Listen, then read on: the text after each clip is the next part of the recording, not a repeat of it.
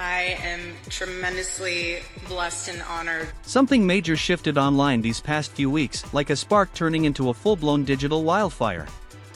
What began as just another short clip floating around social media suddenly became a national obsession.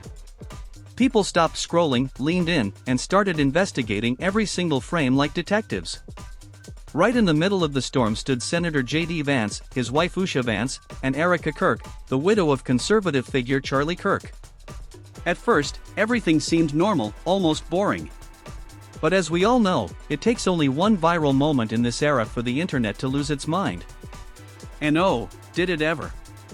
It happened during a Turning Point USA event, the kind J.D. and Erika had attended countless times before. The stage was glowing, cameras flashing, the crowd cheering. Same old political show, but this time, when Erika stepped forward and greeted J.D., that hug changed everything. It wasn't explosive or scandalous outright, but it lingered just long enough to make people's jaws tighten and eyebrows raise. Some saw it as a simple moment of warmth and comfort, but others swore there was something more, something deeper hiding in that embrace. Within hours, the internet went into full breakdown mode. Clips were slowed to half speed. Screenshots zoomed in on Erika's face. Self-proclaimed body language experts started posting theories like crazy. Then came the Reddit threads, the lip readers, the think pieces. And why has it done so well? Speaking in an interview about the media restrictions to quote the proceedings of Tyler Robinson, the very man accused of killing her husband. Everyone wanted to decode the vibe between them. In less than a day, hashtags mixing their names began trending everywhere, and the story stopped being just a clip, it became a spectacle. The reaction online was explosive. People weren't just watching anymore, they were investigating, interpreting, and judging every breath and glance. When Erika spoke later during the same Turning Point USA event, the crowd leaned in, expecting something lighthearted. But what came next sent shockwaves through social media. Erika started drawing heartfelt comparisons between J.D. Vance and her late husband Charlie Kirk. Her tone cracked with emotion. Her eyes glistened, and her voice carried that trembling mix of pain and admiration. To her, it might have been a moment of tribute, a raw reflection on loss. But to an audience already whispering and side-eyeing, it sounded like something else entirely. To them, it was confirmation, proof that there was something deeper under the surface. Suddenly, this wasn't just about a hug anymore. It was about intent, grief, admiration, and boundaries. The internet went from curious to chaotic overnight. Meanwhile, Usha Vance stayed completely silent. No statement, no post, no subtle message to calm the rumors. Nothing.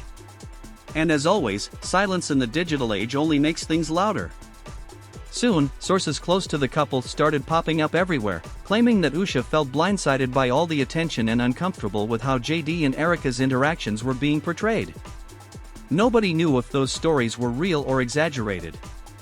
Well, this image has ignited widespread speculation online. But it didn't matter. Once the gossip hit the feed, it spread like wildfire. The narrative was alive now, and nothing could stop it. Then came the interviews, but not from J.D.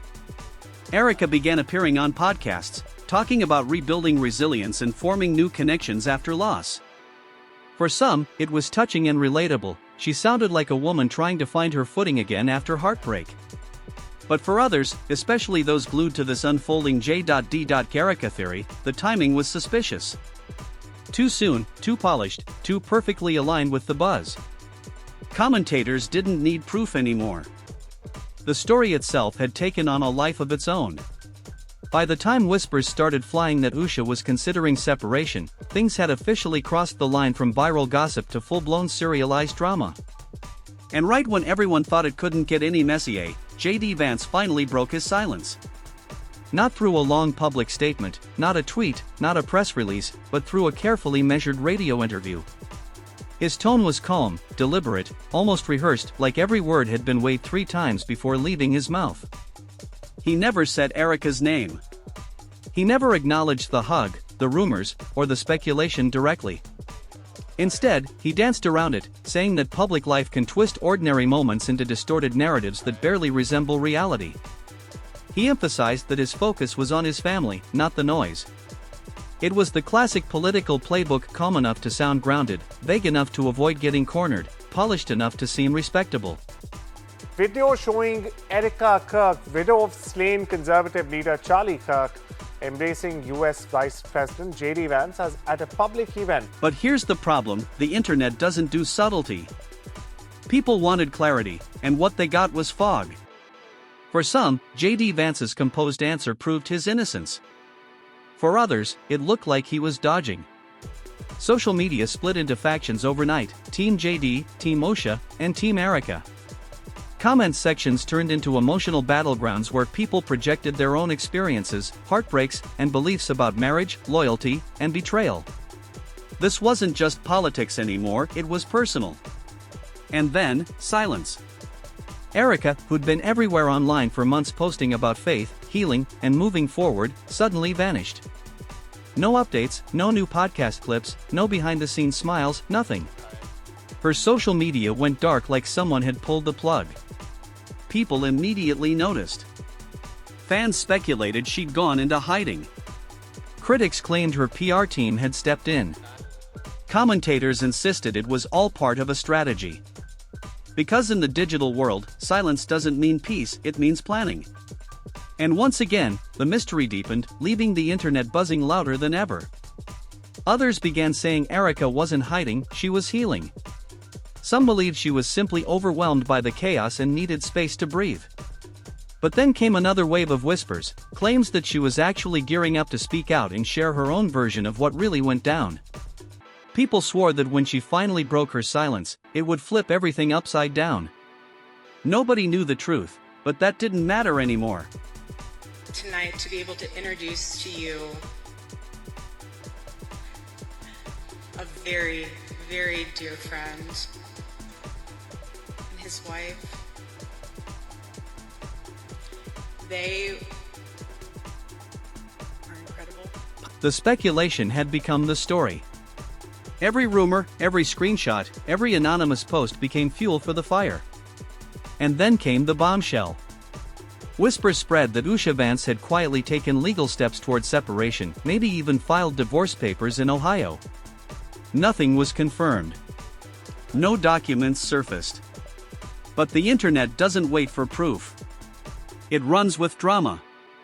Within hours, screenshots of alleged insider tips were flying across X, TikTok, and Reddit. Political blogs jumped in with headlines about cracks in the marriage, shifting alliances, and private heartbreak behind public smiles. Whether true or not, the story had momentum. It didn't even need facts anymore, it was running on pure emotion. What made everything even more explosive was J.D. Vance's position. He wasn't just some random influencer. He was a senator, a rising conservative star with national ambitions, and a carefully crafted image built on faith, family, and traditional values. That kind of brand can't afford whispers of personal chaos. The idea that his public message of stability might clash with his private life was deadly to his reputation. Soon, political analysts stopped gossiping about the alleged affair and started dissecting the damage. Because in politics, perception isn't just about reputation, it's about power. And right now, JD's image was spiraling out of control, slipping from his grip as the internet shaped the story for him. But here's where things took a surprising turn. Erika said her life has been under constant public scrutiny.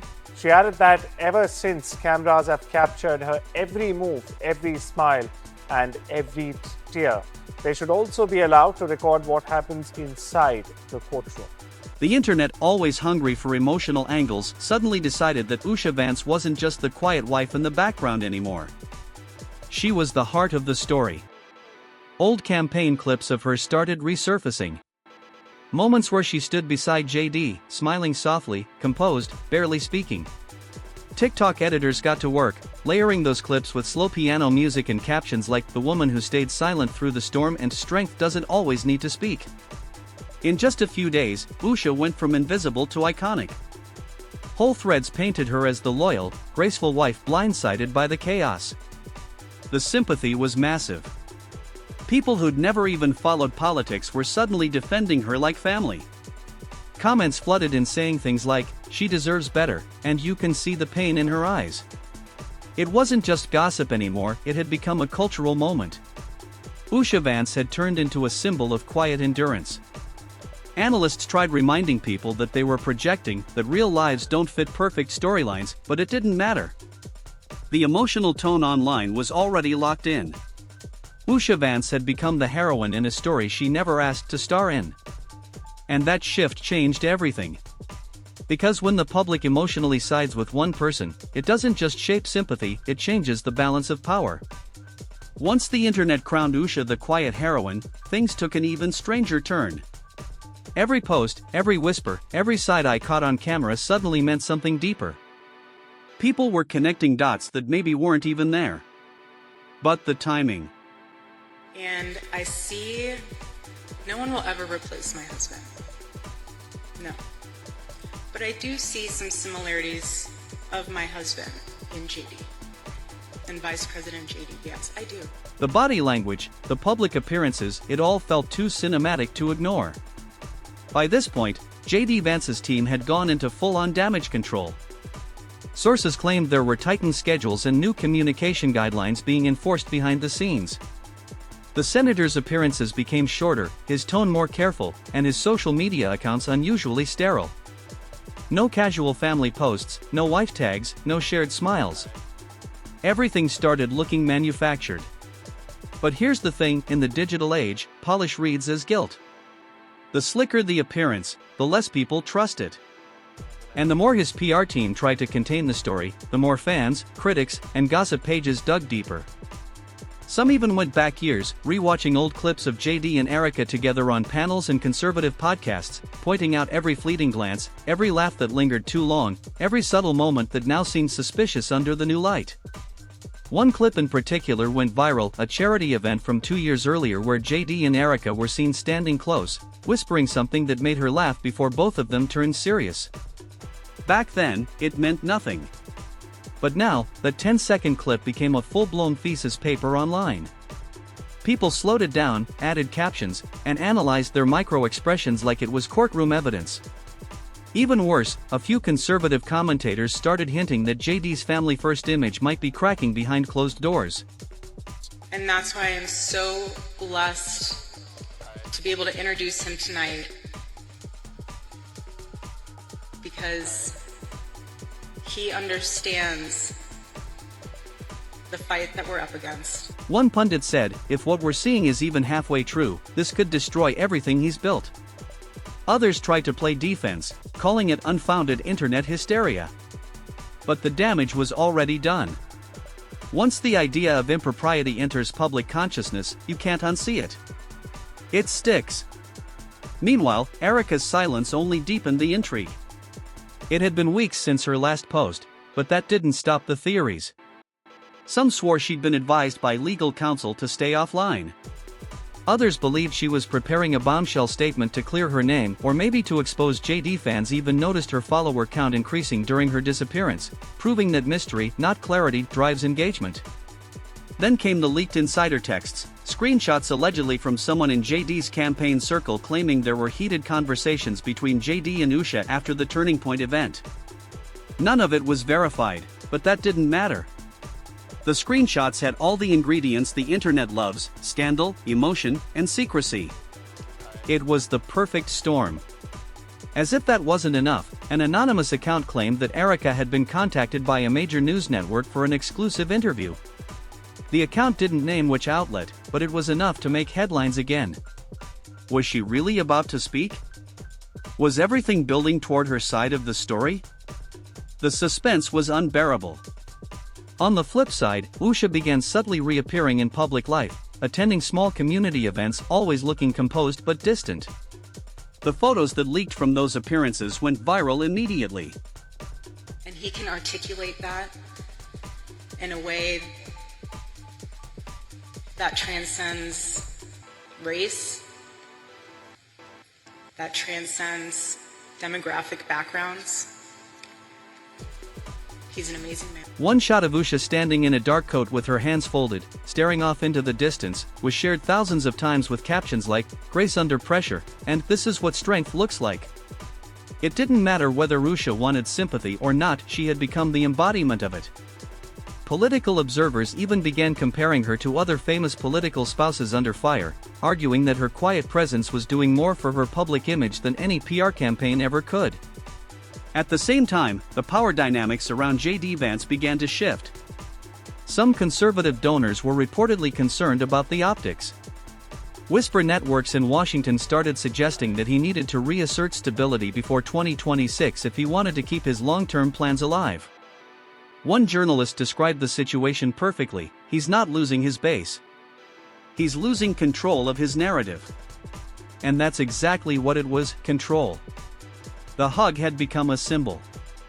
To some, it was compassion. To others, it was betrayal. It represented everything messy about public life in the age of viral scrutiny. Because in the modern political arena, it doesn't take wrongdoing. It just takes a moment. As the days passed, JD tried to redirect attention by focusing on his policy work, appearing in Senate hearings and key town halls. But everywhere he went, someone was whispering, recording, or uploading clips that tied him back to the hug heard around the internet. The story had legs, and it refused to stop running. Even comedy accounts began mocking the situation, posting memes of JD looking tense at events, paired with captions like, "Thinking about that hug again."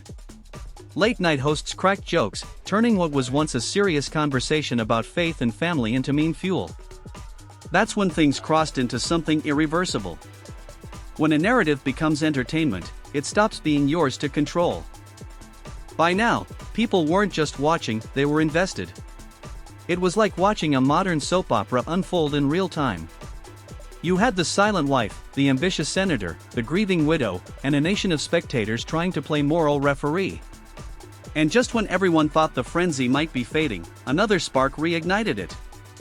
Someone leaked that a joint appearance between JD and Erika, planned months earlier for a leadership summit, had quietly been cancelled. Officially, the excuse was scheduling conflicts. But insiders whispered it was because of optics. That one cancellation sent online speculation flying again. What was being hidden? Was this damage control or a deeper divide? JD's next public event became one of his most watched ever. Not because of his speech, but because everyone was scanning the crowd for Usha, for Erika, for any hint of a reaction. That's the cruel irony of scandal culture. Once people start watching you like a movie, every move becomes a scene. Behind all the noise, the tension was building. If Erika truly planned to speak, it could change everything. If she stayed silent, the internet would fill in the blanks for her. Either way, the narrative had already escaped everyone's control. And at this point, the question wasn't what happened. It was who will speak next. Once the public chooses a story, everyone else gets trapped inside it. The internet doesn't deal in nuance, it deals in roles. The betrayer, the opportunist, the loyal spouse, the heartbroken widow. People get cast without ever auditioning. This wasn't about proof or guilt anymore. It was about shaping a storyline, and the internet shaped it fast. Meanwhile, JD's allies were strangely quiet. Normally when a scandal starts brewing, there's an instant PR army, tweets of support, friendly interviews, pastors preaching loyalty. But this time, nothing. Days passed. No defense, no statements, no political allies standing up to say he's a good man. Even conservative media, usually loud and protective of their own, stayed silent. That silence spoke volumes. It felt like a wait-and-see strategy from people trying to figure out just how deep this story might run. One political strategist summed it up perfectly: donors don't mind controversy. They mind unpredictability. And that's exactly what JD was starting to look like: unpredictable. His once calm, grounded image suddenly seemed shaky and reactive. Meanwhile, Erika's retreat from social media just poured more gasoline on the fire. Some thought she was planning a carefully controlled interview, maybe even waiting for the perfect platform to clear her name. Others believed she'd shut everything down out of exhaustion, completely drained by the noise. But regardless of the truth, the silence created a vacuum. And the internet hates a vacuum. When people don't have answers, they start inventing them. What made this story especially volatile was the weight of grief. Erika had lost her husband not long before this entire whirlwind began. Grieving in private is brutal enough, but grieving while strangers dissect your tone, your smile, your body language, that's nearly impossible. Every tear, every prayer, every speech she made about faith or healing got twisted into new interpretations. Some said her emotions showed strength. Others claimed they were performative. Every gesture became a clue. The internet wasn't just debating whether something happened between her and JD. It was arguing over how grief should look, how healing should happen, and where compassion ends and connection crosses a line.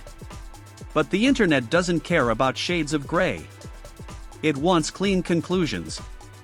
Once people decide on a version of the story, they don't let go easily. And while emotions took over online, real-world consequences began unfolding quietly behind the scenes. JD's political brand, rooted in loyalty, family, and faith, was at risk. That image had been his foundation, the very reason voters trusted him. In politics, perception is power.